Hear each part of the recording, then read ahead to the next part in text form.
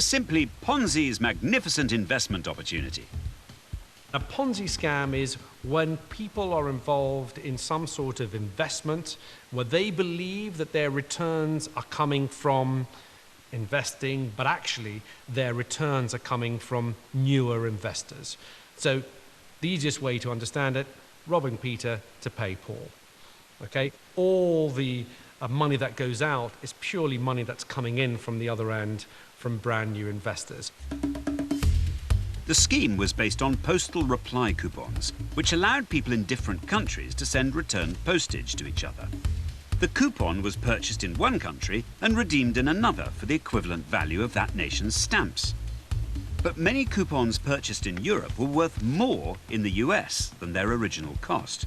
So there was a profit to be made by simply buying them abroad and then reselling them in the States. It was a surefire thing, or so Ponzi said. Charles Ponzi's offer looked great. If you gave him your cash, he'd give it back in 90 days with 50% interest. 50%. Soon, 20,000 people wanted to invest.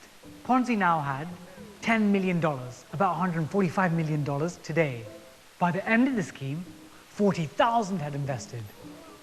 Oh, and he'd taken $20 million in fees, about $290 million today.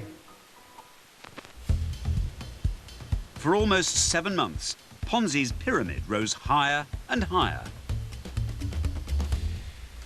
But you can't go on doing this forever.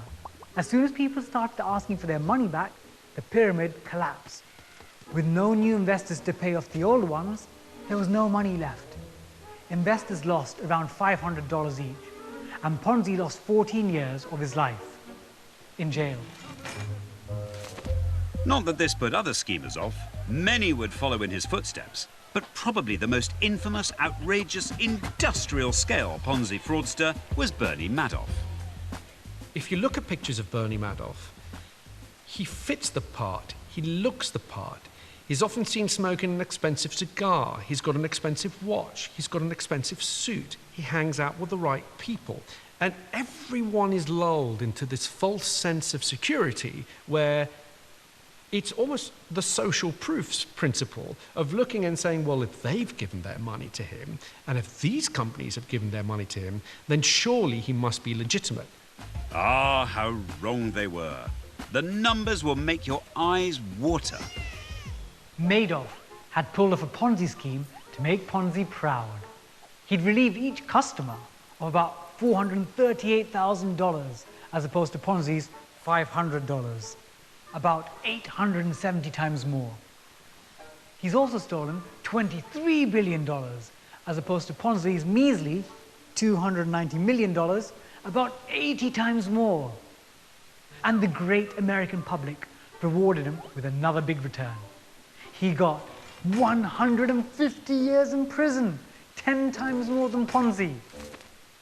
Bernie Madoff swindled incredibly accomplished, incredibly successful people.